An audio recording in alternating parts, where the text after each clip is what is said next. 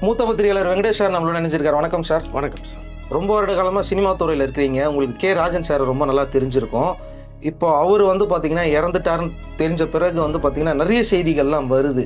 எந்த செய்திகள் உண்மைன்னு தெரியல. இன்றைக்கி பார்த்தீங்கன்னா அவங்க வீட்டில் ஃபேமிலியில் இருக்கிறவங்களாம் பேசியிருக்காங்க. நிஜமாவே என்ன நடந்தது அப்படிங்கிற மாதிரி அவர் மகள் சொல்லியிருக்கிறாங்க. அப்புறம் அவங்க மகன் பேசியிருக்காரு. அவர் கூடவே கடைசி நிமிடம் வரைக்கும் இருந்த பல பேரும் இப்போ நிறைய விஷயங்கள் ஷேர் பண்ணிகிட்டு இருக்காங்க. கேட்கும் போதே ரொம்ப அதிர்ச்சியாக இருக்குது சார்.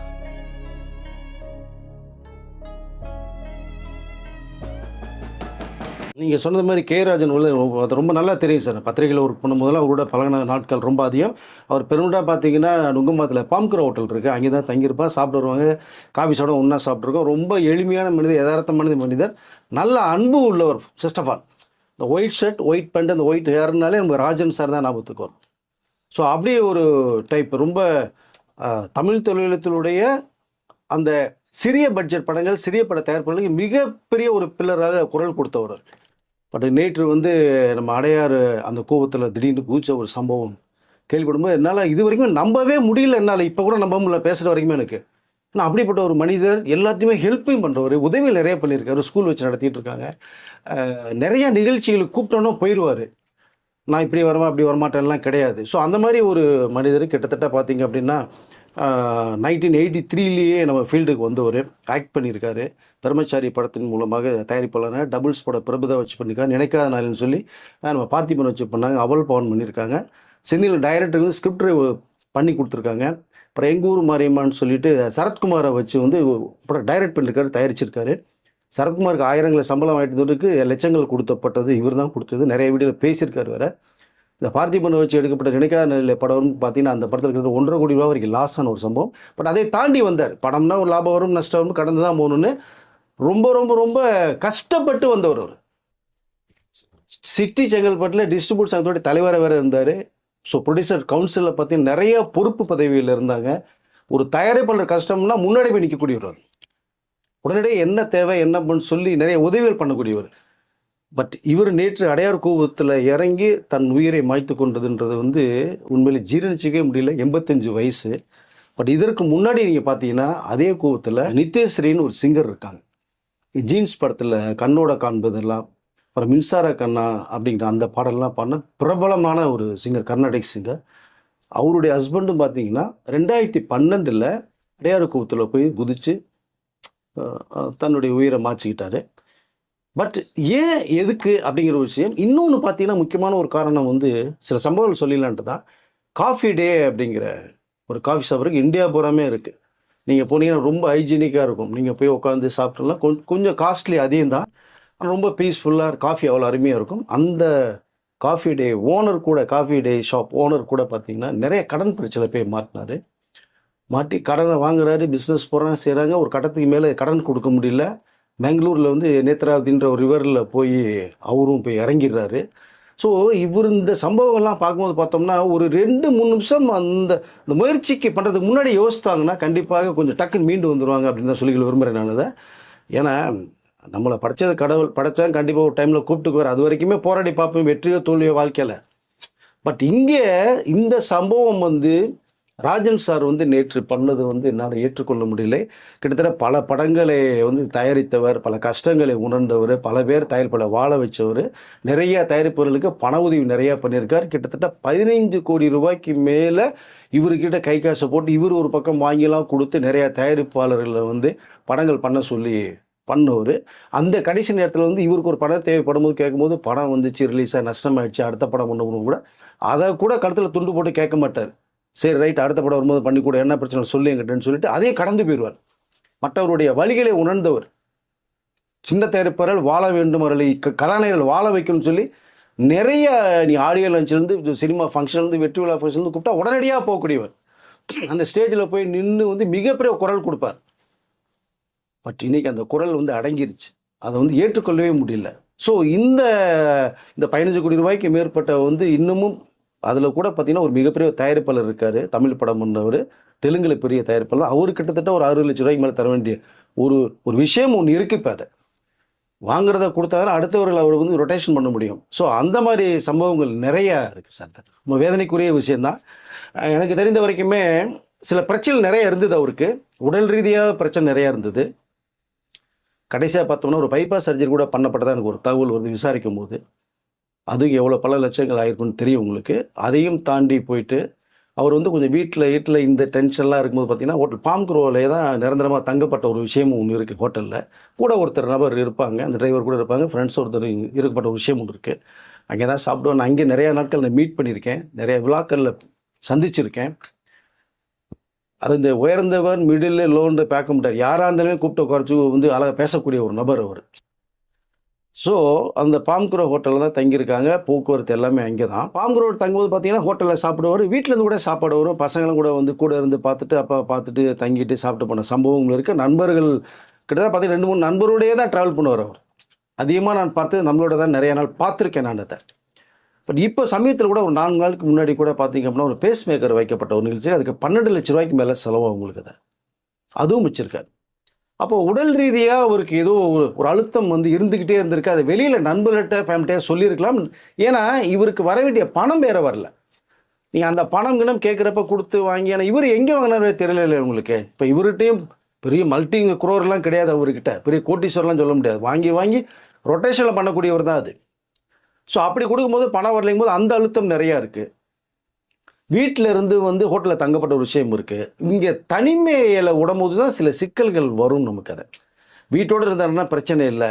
ரெண்டாவது பார்த்தீங்கன்னா அவங்களுடைய பையன் பார்த்தீங்கன்னா அவர் வந்து இவர் டபுள்ஸ்ன்னு பிரபுதேவா வச்ச படங்கள் இவர் தயாரித்த படத்தில் பார்த்தீங்கன்னா அவருடைய பையன் வந்து பிரபுன்னு சொல்லி அவர் வில்லனை வேற பண்ணியிருக்காரு. அதில் நிறைய படங்கள் பண்ணியிருக்காரு. இப்போ கரா படத்தில் கூட அவர் வந்து அசிஸ்டன்ட் டைரக்டர் கூட ஒர்க் பண்ணியிருக்காரு.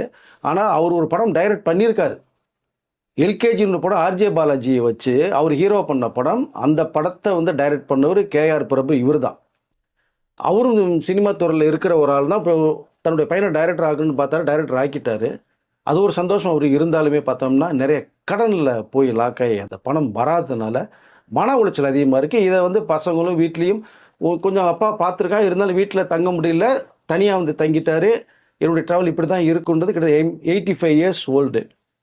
ஸோ இந்த நேரத்தில் வந்து அவர் எடுக்கப்பட்ட ஒரு முடிவு தான் ஒரு தவறான முடிவாக இருக்குது. பட் இந்த பணம் வேணும்னு சொல்லி ப்ரொடியூசர் கவுன்சிலில் கூட நிறையா வந்து விஷயம் பேசியிருக்கார் அவர்.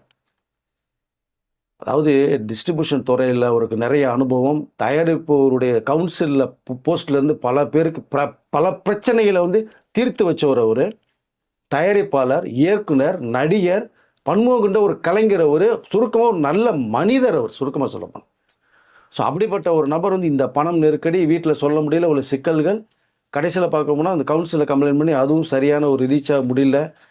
அப்படிங்கிற சூழ்நிலை நேற்று வந்து திடீர்னு ஒரு இறுதியான ஒரு முடிவு வந்து எடுத்ததை வந்து நம்மளால் ஜீரணிச்சிக்கவே முடியல அப்படிங்கிறதான் தோணுது. திடீர்னு ஏன்னா வண்ணாரப்பேட்டையிலேருந்து வந்ததாக ஒரு தகவல் நமக்கு வருது. நம்ம விசாரிக்க வரை இப்போ வந்து விசாரணையில் இருக்குது. பட் நம்ம நிறையா வரும்போது அடுத்தது கூட பேசுவோம். அங்கேருந்து பரப்பிட்டு பார்த்தோம்னா கிட்டத்தட்ட எனக்கு தெரிஞ்ச ஒரு 20-25 கிலோமீட்டர் ட்ராவல் பண்ணி அடையார் ரிவருக்கு வந்திருக்கார். அந்த பிரிட்ஜுக்கிட்ட வந்து காரை ஓரமாக வந்து டிரைவர்கிட்ட சொல்லி நிப்பாட்டுப்பா, நான் ஒரு வாக்கிங் போயிட்டு வர்றேன் அப்படின்னு சொல்லிட்டு அந்த பிரிட்ஜு ஃபுல்லாக ஒரு வாக்கிங் போயிருக்கார். பார்த்தா தெரியும் உங்களுக்கு. இந்த வாக்கிங் போகிற ஸ்பேஸ் வேற இருக்கும் உங்களுக்கு அதை சைடில். அதில் போயிருக்காரு. போனவர் வந்து ஏதோ ஒரு முடிவு பண்ணிட்டாருங்க அவர் நேற்று. அதுதான் நமக்கு தோணுது. அப்படியே போனவர் திரும்பி ஒரு வாக் பண்ணி வர்றாரு. இதை கார் டிரைவர் காரை வரும் பார்க் பண்ணி அதை பார்த்துட்டு தான் இருக்காராம். நேற்று சண்டே வேற, நடமாட்டம் பெரிய அளவில் இல்லை வேற. போனவர் திரும்பி வந்திருக்காரு. வந்தவர் வந்து நாலா பக்கமும் சுற்றி பார்த்ததா வந்து ஒரு தகவல் வந்து இல்லைன்னு டக்குன்னு மேலேருந்து விவரிலேருந்து அந்த கூப்பத்தில் குதிச்சிட்டார். இப்போ சாதாரணமான ஒரு தண்ணி இருந்தால் கூட ஏதோ கொஞ்சம் அங்கேருந்து பார்த்துருப்பாங்க, குதிச்சு காப்பாற்ற வாய்ப்பு இருக்கும். அது கூவம் ரிவர் தண்ணி, டஸ்ட்டு வாட்டர். நீங்கள் உள்ளே விழுந்தோடனே தண்ணி மூக்குலையும் வாயிலையும் காதிலையும் முடிச்சுன்னா மூச்சு முட்டிடும் உங்களுக்கு. இந்த ஸ்மெல்லு கிராஸ் பண்ணும்போதே வரும்போது உள்ளே விழுந்து நம்ம உடம்புல போனால் என்ன ஆகும்? ஸோ 85 வயசில் அங்கேருந்து உழுறாரு அப்படின்னா அதுவே பெரிய கொடுமையான ஒரு விஷயங்க. அதனால அதை வந்து எல்லாம் நினச்சி கூட பார்க்க முடியல. இன்றைக்கு வந்து அதாவது நம்முடைய பாரதி ராஜா அவர்களுக்கும் 85 இயர்ஸ் ஓல்டு.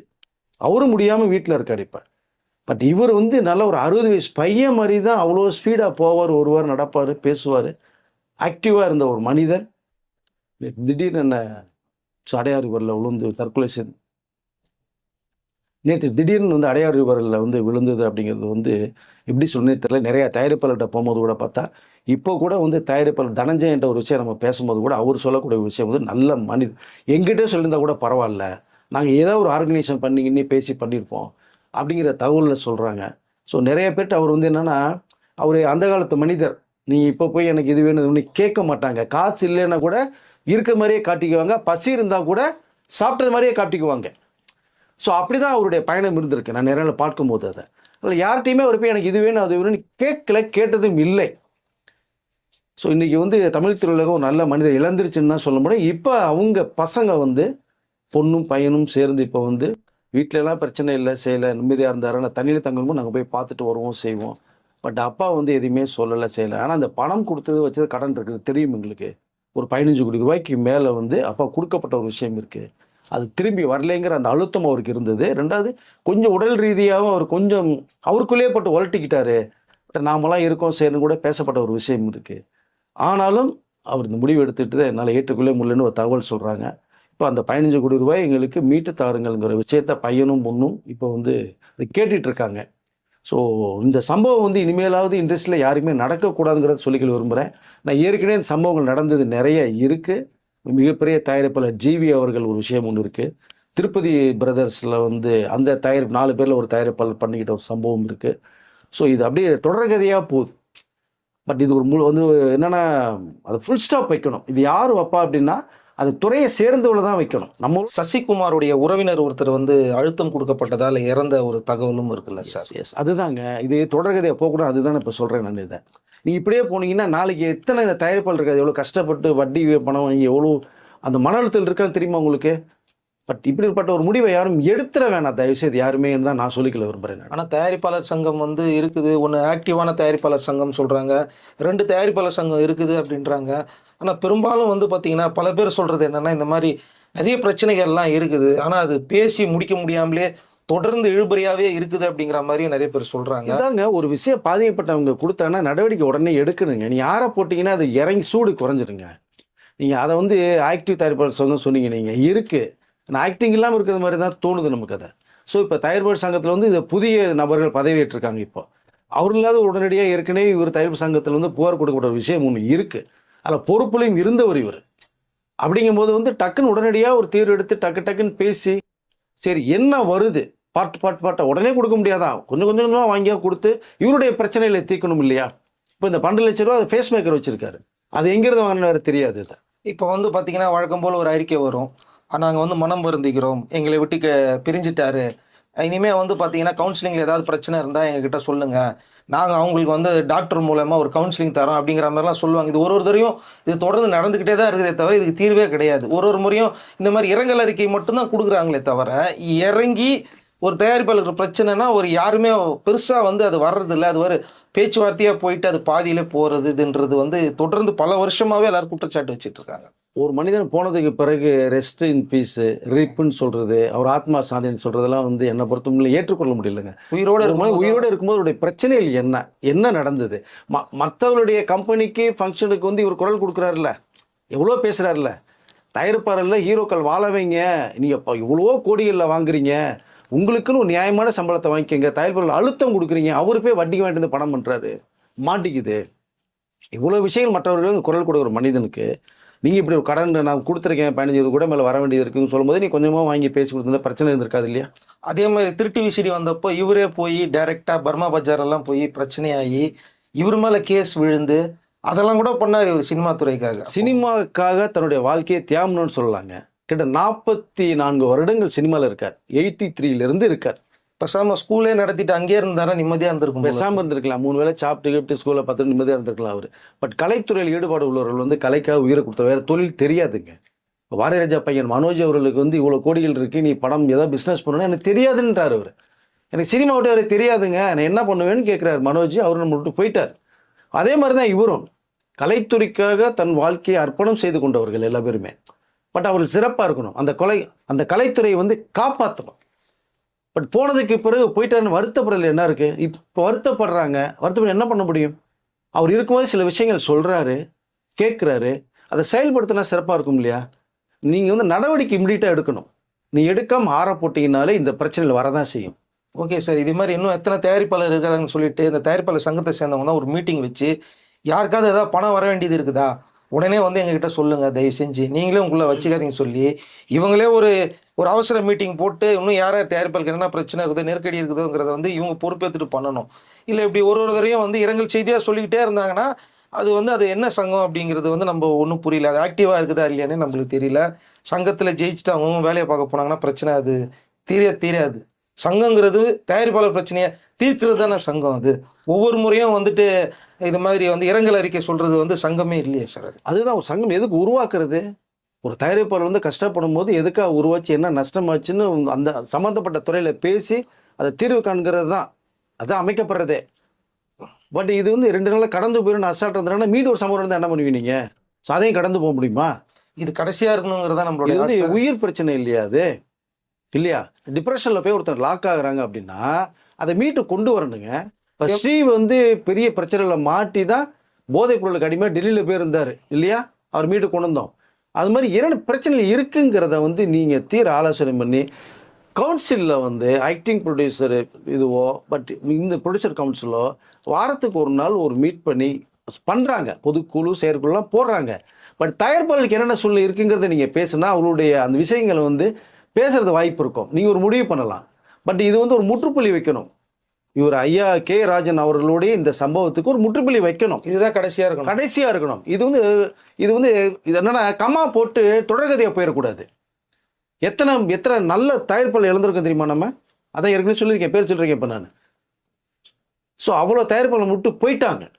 இப்போ இவரும் போயிட்டார். சரத்குமாருக்குலாம் அவர் லைஃப் கொடுத்தவர். எங்கள் ஊர் மாதிரிலாம் சின்ன சரத்குமார் லைஃப் கொடுத்தவர். அவருக்கு தெரியும். அவர் பேசின சரத்குமார் பற்றி பேசியிருக்கார். ஆனால் என்ன ஒன்றும் குடும்பத்தை நல்ல ஓரளவு பார்த்துட்டாரு. பையனை ஒரு இயக்குனர் ஆகிட்டார், நடிகர் ஆகிட்டார். இருந்தாலும் இவருடைய மனசில் இருந்தது அந்த பிரச்சனைகளுக்கு ஒரு தீர்வு காணப்பட்டிருந்தால் நேற்று ஒரு சம்பவம் நடந்திருக்காது, நம்மளோட இருந்திருப்பார். இன்னும் அவருடைய குரல் ஓங்கி ஒழிச்சிட்டு இருக்கும். நிறைய பேருடைய வாழ்க்கை பிரகாசமாக இருந்திருக்கும் தான் நான் சொல்லிக்கல விரும்புகிறேன் சார்.